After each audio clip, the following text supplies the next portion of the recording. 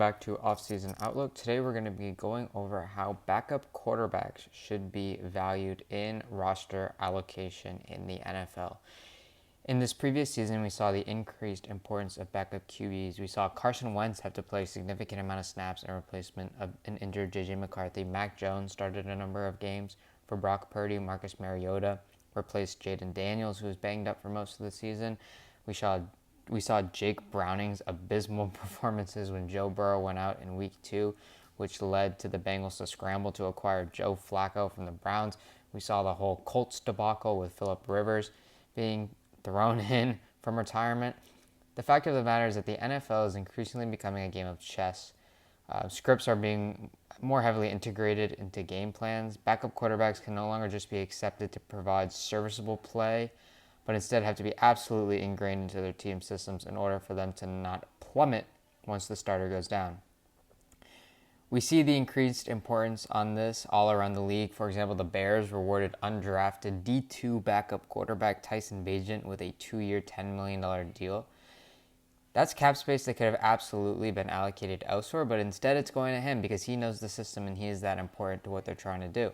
An injury faced by a quarterback puts an entire team's season into peril. I mean, just think of the Colts last season with Daniel Jones. They were 8-4 when he got hurt. They were forced to scramble and sign old man high school football coach Phillip Rivers. In a season where they should have walked into the playoffs, they had a 44-year-old Phillip Rivers, years removed from the NFL, starting for them. They lost their next 5. They missed the playoffs.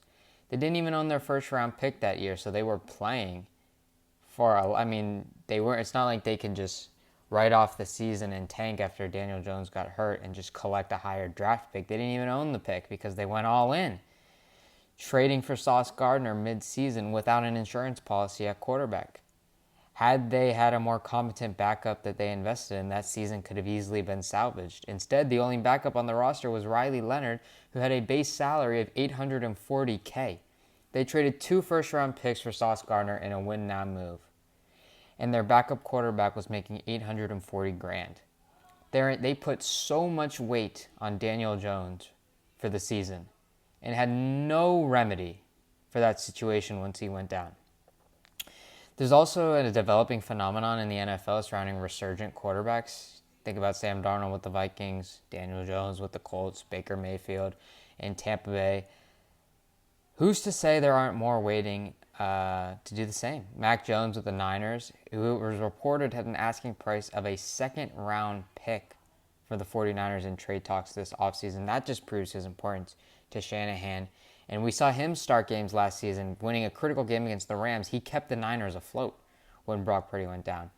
We saw Justin Fields get a 2-year, $40 million deal with the Jets after he was a backup in Pittsburgh. He was replaced by Russell Wilson. He was that valuable as a backup quarterback. Just the chance of having your backup quarterback be a valuable piece in trade discussions should warrant allocating more cap to that position. Quarterbacks now routinely account for 18 to 25% of a team's cap, yet the financial protection afforded to that investment remains disproportionately small. Most franchises spend roughly $1 to $3 million on their backup quarterback. That's less than 1% of the salary cap. It's just an inefficient allocation of capital. The quarterback injury carries asymmetric downside. Suppose that a contender projects at around 11.5 wins, 75% chance of making the playoffs, 10% Super Bowl probability. Losing your starting quarterback reduces win expectations by about 4 to 7. It's destroying the marginal value of investing in an elite pass rush, expensive receivers, offensive line investments, coaching advantages, even future draft capital spent to build the roster. Indianapolis Colts sending 2 first-round picks in a win-now move for Sauce Gardner. An injury can devalue an entire $280 million roster, as we saw with the Colts. Suppose that your starting quarterback has around an 18% chance of getting injured. The loss from replacement-level backup is about 5 wins. A loss from a high-end backup is about 2 wins. That means the expected win save is about 0.54 wins. Half a win in the NFL is enormously valuable. Analytic models have estimated that playoff odds swing about 5 to 15 percentage points with every marginal regular season victory for playoff caliber teams. So if an additional $5 to $7 million invested at backup QB produces even 0.4 to 0.6 expected wins, the return exceeds many veteran free agent signings. That money is just better spent in your insurance policy at backup quarterback.